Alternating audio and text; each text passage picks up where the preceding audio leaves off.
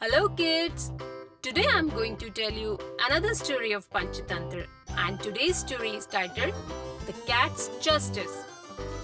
Long ago in the forest, a partridge named George made his nest within the shell of the biggest tree in the forest. There he used to live peacefully. George loved packing fresh grains. He used to go to different villages and packed grains. One day, George went to a field with his friends. There they packed until night. Realizing it is dark already, one of his friends said, "It's night already. I think tonight we should stay here in the field." Another partridge agreed with him. Everyone liked his suggestion, so they decided to spend a night in the field. The same night, a rabbit named Jim passed through George's nest. "Oh, this is such a beautiful nest, and there is no one to claim it. Why don't I take it? This will be perfect for me."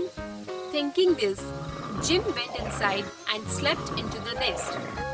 The next morning, he saw that no one was there to claim the nest and became very happy. On the other side, George and his friends were so happy packing fresh grains from the field that they decided to stay there for a few days.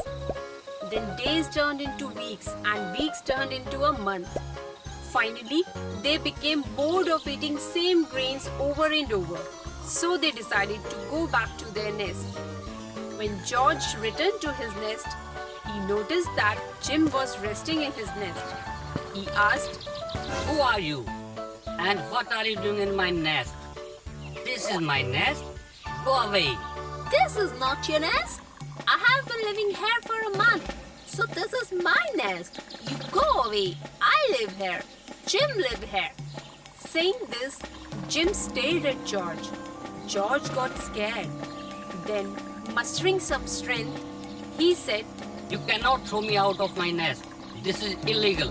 I made this nest. So quickly free my nest. On this, even Jim raised his voice. Nothing is illegal in this forest. I found it vacant, so I claim it. Don't you know the rule of lost and found? I found it, so it is mine. No one was ready to leave the nest. The wild Rosie cat was hearing this from behind the tree. She thought, Meow, meow. A rabbit and a partridge on the same day? Wow, this must be my lucky day. I must take advantage of their fight and eat them.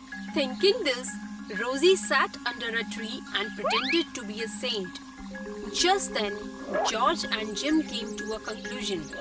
Since we both are claiming this nest, we must ask an outsider to do the justice. George liked Jim's suggestion, so they went away to search an outsider. Just then, suddenly they saw Rosie Cat, who was pretending to be a saint.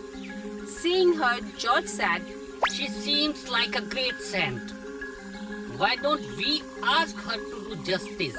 But I have not seen a saint in this forest from a long time. When did she came to the forest? But George did not let him finish. He said, Do you know, every saint in this forest, she seems like a great saint.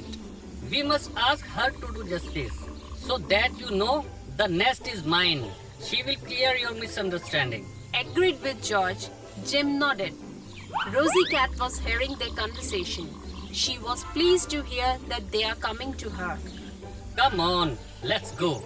Now only this saint can resolve our dispute. Let's go. George and Jim went to Rosie and told her everything. It seems like you both need justice.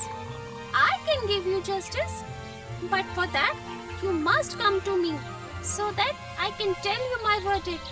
Come to me, come to me, come. Hearing this, George and Jim went closer to Rosie. As soon as they reached her, she attacked them and ate them. I knew you were a wild cat. Oh, you killer cat! So kids, from this story we learn a lesson that we should never trust anyone so blindly. If you enjoyed this video, do like, share and comment. And to be the first person to watch our videos, make sure to subscribe the channel and press the bell icon for timely notifications.